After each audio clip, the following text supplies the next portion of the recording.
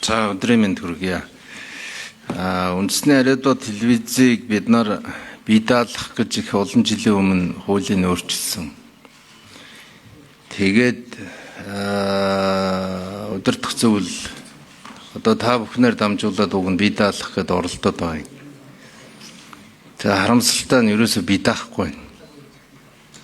Монгол Ардын намын суртал хуулгын хилцс хэвээрээ байгаад. Засгийн газрыг магтан дуулдаг хэвээрээ байгаад.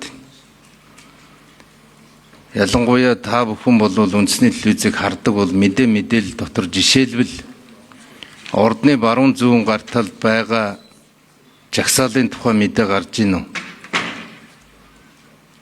Хэрвээ өөр улсад бол үндэсний мэдээллийн сувгаар бол энэ тухай бараг өдөр болгон ярих ёстой. Чуулган нэгдэхэд энэ улсууд жагсаж эхэлсэн. Чуулган одоо хааж ийн. Нэг ч асуудлыг шийдэггүй. Гэтэл энийг үндэсний телевиз гаргадаггүй. Аль нэг сайд нь хөдөө хүмүүстэй уулзахаар явхаар тэр хүний тухай өдөр болгон шахуу гаргадаг. Бүр яг засгийн газрын гар хөл болсон. Тэгэхээр та бүхэн нэг зүйлд хариулт өгөөч. Яаж энэ засгийн газрын гар хөл болж байгааг та нар салгах юм бэ? Салгаж чадах уу? Салгах итгэл үнэмшил байна уу? Томилсон ноёдынхоо боол болчихгүй биш биз дээ. Намааг ерөнхийлөгч томилж байгаа, намааг их хурлын дарга томилж байгаа, намааг засаг оруулж байгаа ч гэдэм. Тоглоом биш шүү. Бидэнд одоо байгаа хамгийн боломжит хэвлэл мэдээллийн энэ монголчуудад зориулагдсан хэрэгсэл бол үндэсний олон нийтийн телевиз. Бусад телевизүүдийн энэ том олигархууд бүгдийг авцсан. Намын дарга нь хүртэл телевизтэй болцсон. Ерөнхий сайд хүртэл өөрийн телевизтэй.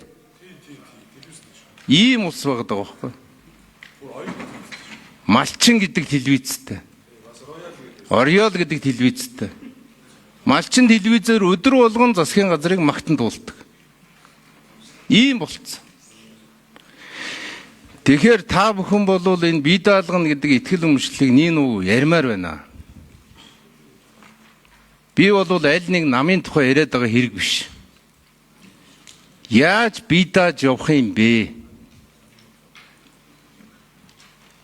Яаж танаа сэтгүүлчид хэвлэл нийтлэх эрх чөлөөгөөр хангагдах юм бэ?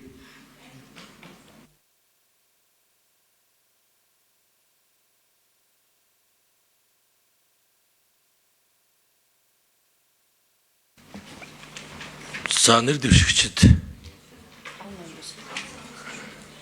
5 номероос эхлээд өөрийгөө товчоо танилцуулаад тэрний хаагт намтран уншил хэрэггүй ч огнороо танилцуулаад тэгэл асуултанд хариулт явна. За 5 номер.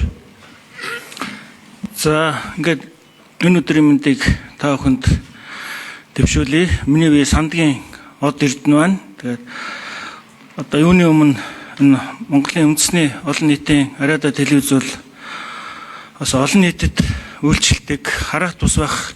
Хэвээ энэ одоо зарчим бол хамгийн чухал байгаа.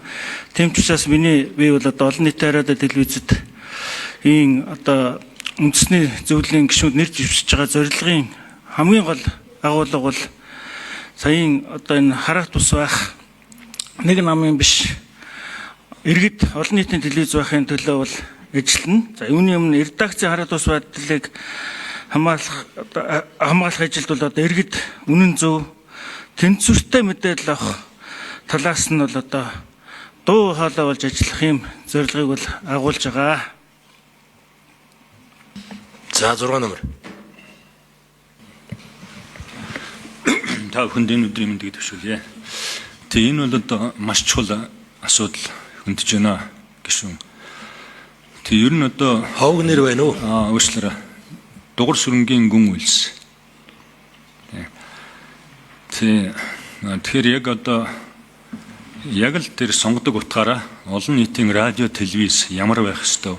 Яг л тэгжил ажиллуулахыг одоо би одоо хүсэж зөвлөж тэгж ажиллана гэж бодож байна, шахаж ажиллана гэж бодож байна. Мэдээж хэрэг ард түмний телевиз, олон нийтийн телевиз гэдэг бол аль нэг намд, аль нэг засгийн газарт тал өгч болохгүй. Ер нь хамгийн гол нь л одоо ард түмнийг соён гэгэрүүлэх тал дээр түлхүү ажиллах ёстой. За мэдээж хэрэг цаг үеийн мэдээллийг бол шуурхаа дамжуулах ёстой. За гишүүний хэлсэнчлэн тэр яг улс оронд болж байгаа тэр одоо жагсаал цуглаан хэрвээ тэдний За нэр дэвшигчид минутанда багтаан шүү. За дараагийнх 7 номер. Таахан өдрийн төргий Тасцэвгийн мэгмөрсрэн байна.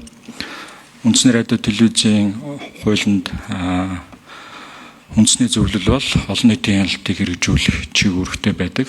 Тэгэхээр мэдээллийн тэнцвэрт байдлыг хангах тал дээр олгогдсон эрх үүргийн хүрээнд ажилланаа. За баярлалаа. За 8 номер.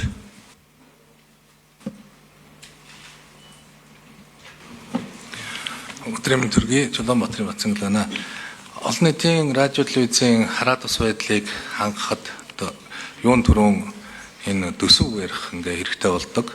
За мөн хураамжийн асуудал, хураамж гэдэг нь одоо үйлчлэгээний хөлсийг одоо нэмэх тухай асуудал байдаг. Энэ үйлчлэгээний хөлсийг хамгийн анх 1998 онд засгийн газрын тогтоолоор тухайн үеийн $1 харьцуулаад 1100 төгрөгөөр ингээ тогтоосон байдаг. Түүнээс хойш одоо огт хөдлөөгүй өөрчлөгдөв ингээ явж байгаа.